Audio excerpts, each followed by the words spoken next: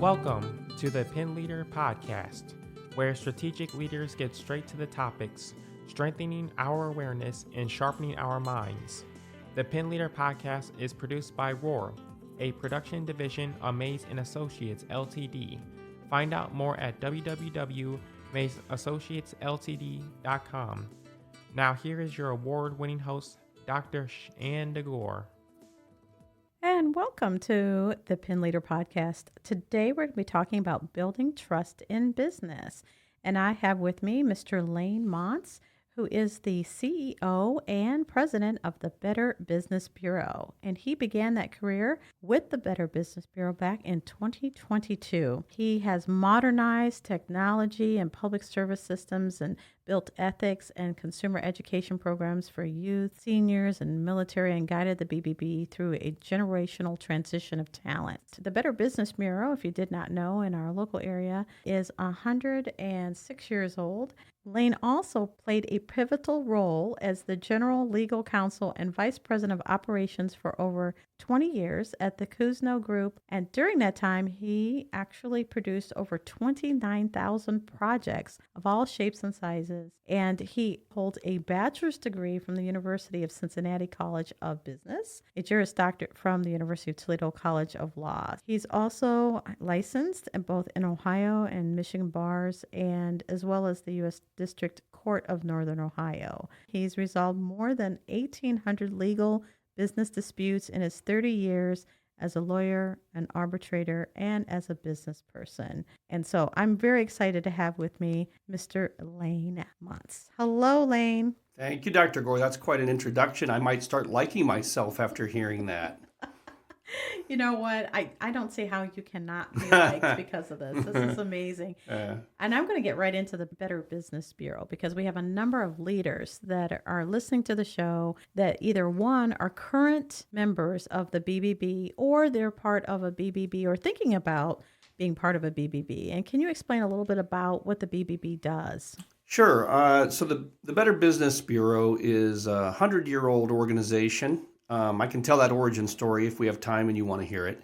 100-year-old organization that was really started by the vice president of Coca-Cola. And there are 92 chapters across North America. It's a federated system. So it's kind of like a franchise, but it's not really a franchise. We have territories, and each territory is independently governed. They're not owned because they're nonprofits. So you have a board of trustees or directors, but no owners.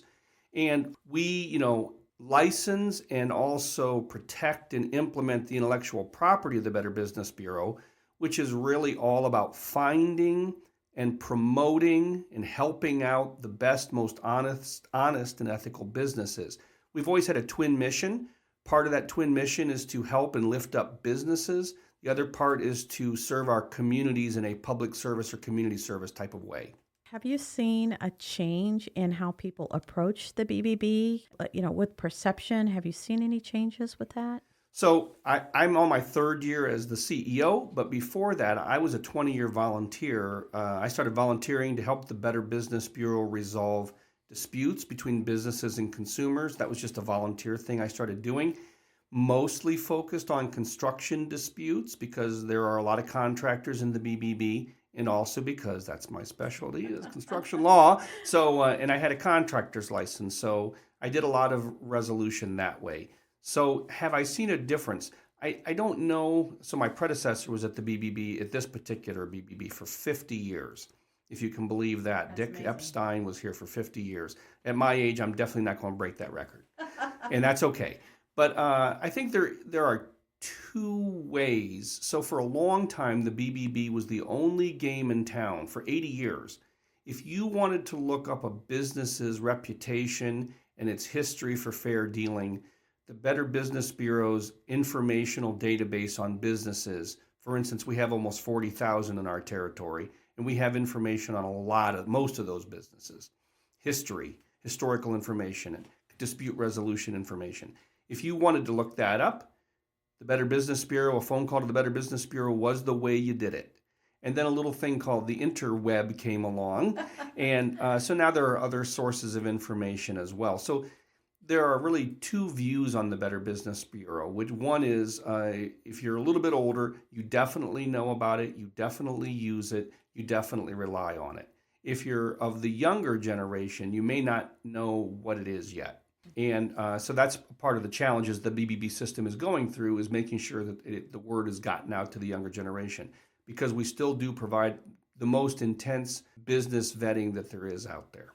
I think that's a major part of why someone would want to be part of, or at least seek you out, is to be able to show to their clients or customers that they're credible, it sounds like. And second, if they're wanting to vet someone else they want to do business with and see if they're credible. Do you get calls like that? Is that what you're saying? Not the second one so much, but strangely, we do get calls sometimes from job applicants wanting to know whether it's a real business. They've applied online. So far, everything's been done online. Sometimes the online interview process, they don't actually see the HR person or the interviewer. So they're like, is this real? Because there are fraudulent jobs out there. That's a big type of scam. So that is one probably unexpected use. But mostly it's consumers using, wanting to use a business or considering. And for businesses, it's like a steroid for your credibility. So if you're trying to position yourself in the market as the competitive choice, the most honest choice, and you've got competitors that are not in the BBB, you want to join and you want to get some of that instant credibility that comes along with the brand. Because of that history and because of the interweb, I like that. Yeah, the interweb. What have you seen? What are the trends in ethical business practices? And can you discuss some of the importance of transparency in today's marketplace? So it's really a twofold question there. So transparency has always been necessary if you want to be regarded as an upstanding business. And that's probably never going to go away. If you want to be regarded as an upstanding person, you have to be transparent and authentic.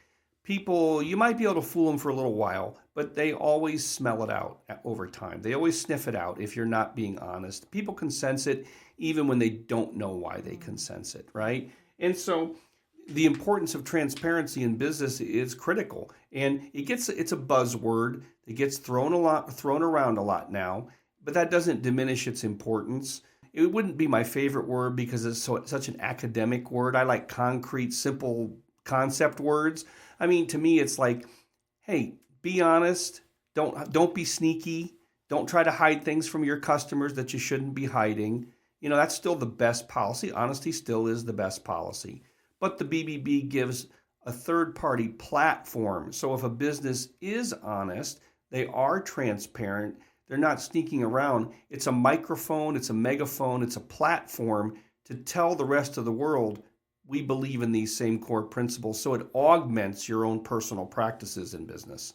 What do you think is like a situation that you're seeing that hurts the credibility of a business? And we just talked about how you can build credibility with transparency, but honesty and being able to have that means something. But what are you seeing with common mistakes that people are making now? I don't think they're any different than they've ever been, Dr. Gore. The mistakes that businesses make in hurting their credibility, I think, are timeless. Just as the principles of transparency and honesty are timeless, so are the principles of destroying it. The only difference is technology allows both to be done at a scale we've never seen before. That's the difference, right? Is the technology is an amplifier, and our good traits and our bad traits are amplified at a scale we've never seen. But to answer your question more directly, one of the biggest is overpromising. The desperation to make a sale to another business or a consumer. It's human nature. We want to please most of the time. And so overpromising, if you can keep the promise, go ahead and make it. But if you can't, or there's a strong chance that you can't, or it's an outright lie, don't promise it. Yeah, overpromising is a big one. Another one is simply return phone calls, answer emails. If you do make a promise, keep it. But if you can't keep it, and this is a big one, if you can't keep it, if you realize I can't keep this promise that I made, run to the problem. Don't run away from the problem. Go to the problem while it's a splinter before it becomes sepsis or gangrenous and an amputation is required. Go to the problem and tell the customer, tell the business partner, the vendor, hey, I'm not going to be able to keep this promise. I need you to let me out of this particular one, but here's what I'd like to do instead to try to make it right, or here's how it's going to unfold. When you go to people, they are forgiving of imperfection. They are much less forgiving of duplicitousness. Okay. I talk about with those leaders that come on the show about the crisis of apathy and showing or not caring. So you're really talking about that follow-up and making sure that you're displaying the care. If you promised or committed, then go ahead and do that. Just let them know if you can't fulfill the promise. That's a level of care, would you say? Yeah, I mean, if you don't care about other people, then you're not going to care about doing that. You're just trying to manipulate your way out of the situation. When you probably don't have to be manipulative, you can just come forward and say, "I'm going to need a little grace on this one," but we're working toward it. Just keep people posted. Now, I say that there does come a point where you're keeping people posted and you keep backtracking and you've lost all credibility. So you got to make some effort there. That makes sense. So you know what? Talk to me about, because of your leadership style and then what you have seen in leaders who are effectively running their businesses that you're seeing time in and time out, because you have resolved so many disputes. Can you talk to what are the characteristics that are just the most effective with that? Well, so a lot of businesses that are started by entrepreneurs, maybe they're a contractor who was a carpenter and had good business skills and charisma and grew, or it could be a retailer, but it's still sort of their kingdom, their fiefdom, and the same characteristics that make them good, aggressive entrepreneurs and serve them well lots of times can be an impediment to conflict resolution with customers and partners. They have a really hard time admitting they're wrong. And I would say if you can get over that as an individual business owner or a family business owner, it will definitely be freeing to you. You won't feel like you have to make up excuses and hide things. Just be willing to embrace that and say when you're wrong. That's powerful. That doesn't mean you abdicate your promise, though, but you still try to fulfill it. My management style, and I sat in the second chair for a long time. Most of my career was in the second chair. I had senior partners. I had the owner of the construction company. I was the vice president. And I would watch, and I would see what works. And I would say, oh, I'm gonna use that wisdom if I ever sit in the big chair. And then I would see, more importantly, more poignantly, things that didn't work.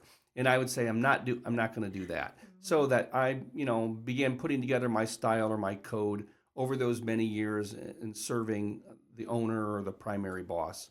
That gives me a perfect segue about this. And we had a conversation, and I really was intrigued with your management style and what you talked about, that philosophy. So can you talk a little bit about your core management philosophy and style and what you live by? Yeah. So, I don't know if it's timeless and invulnerable to change, but for the time we're living in, the time that I'm leading and managing, I saw a drop off in work ethic. And I don't want to pick on the younger generation or any particular generation, but it did seem to be a little bit of that in the younger generation. I don't think it was intentional. I think it's maybe the expectations they were brought up with.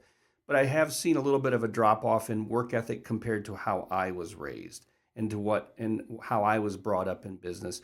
So, the first thing I say is do your job, because if you're coming in, your job, it's great if it can help fulfill your personal code and help, give you personal worth. You want that.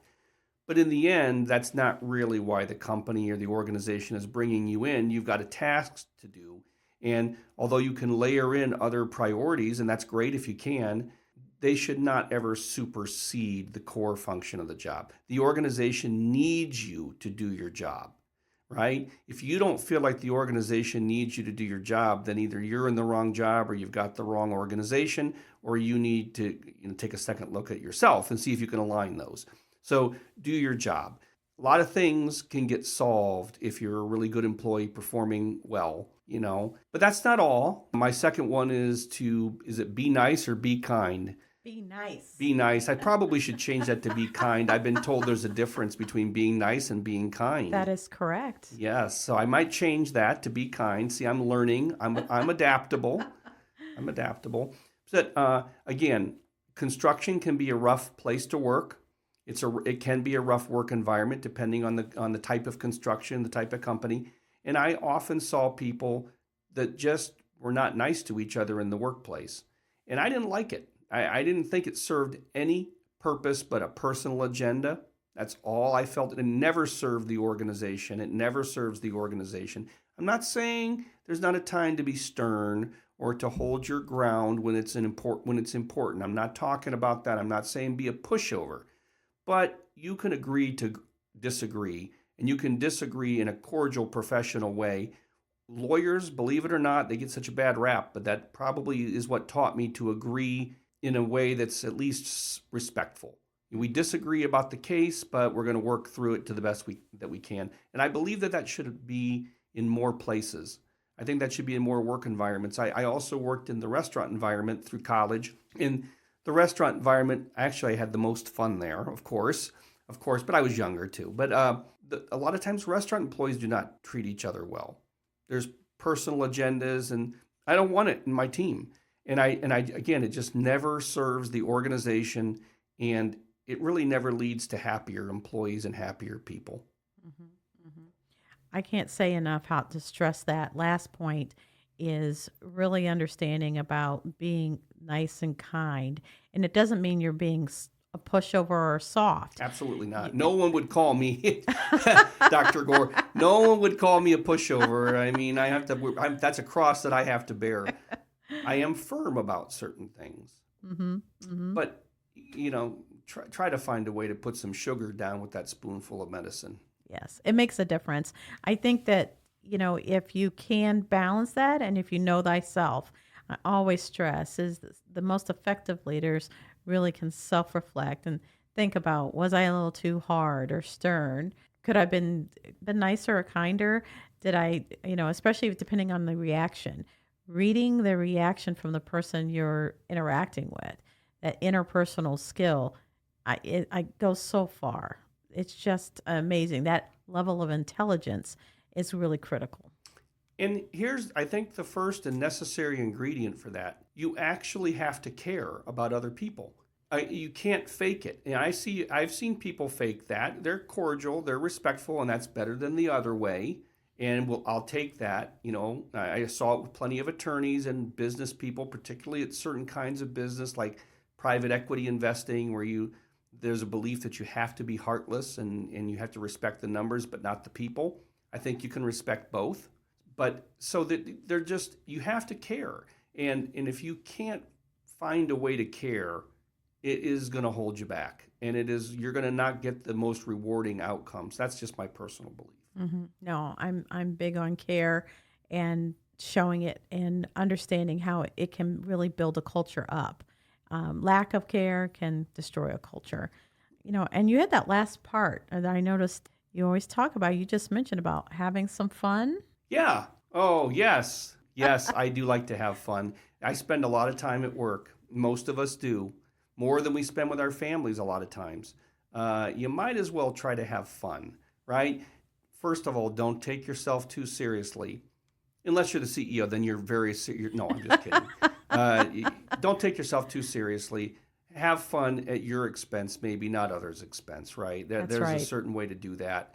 That is a challenge. Both of those two middle ones, which is to be kind and have fun. It's a little bit of a tough time right now. The political environment has changed, whether it's driving cultural changes or whether it's a result of cultural changes. People are polarized in certain views, and it does make for some challenges in the workplace. We're walking on landmines a little bit with other people's feelings right now. It'd be easy to trigger somebody.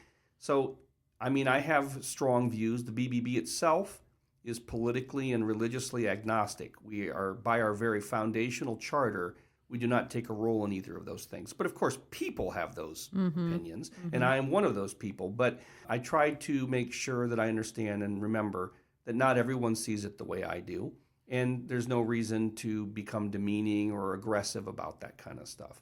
It's probably more important than it has been in a long time to be kind and have a little fun. Mm-hmm. And with that note, I can't thank you enough for coming on and stressing that to our listeners who I know some of them might have a day going on right now, probably as this is probably a welcome message. So thank you for that. Yeah. And I remember feeling that way when things weren't necessarily going my way. All things do pass. They're never as good as you hope when it's swinging in your direction, and they're never as bad as you fear when they're swinging in the other direction. Mm-hmm. Always that is true. Excellent. Thank you so much, Lane. I really appreciate that. Yeah. Excellent. And thank you to our listeners who have shared the show and are liking the show. We appreciate you. And if you have any feedback or suggestions, you can send that to us at info@mazeassociatesltd.com. We'd also like to thank our sponsor, Edward Jones, financial advisor, Jennifer Penzition, who is a fantastic financial advisor and can guide you when you're making plans. So until next time. The Pen Leader Podcast is hosted by Dr. Shanda Gore and brought to you by Maze & Associates LTD, creating customized solutions for growth in the areas of leadership development, strategic planning, and culture building. Find out more at www.mazeassociatesltd.com. Don't forget to subscribe to the Pen Leader Podcast and share with others.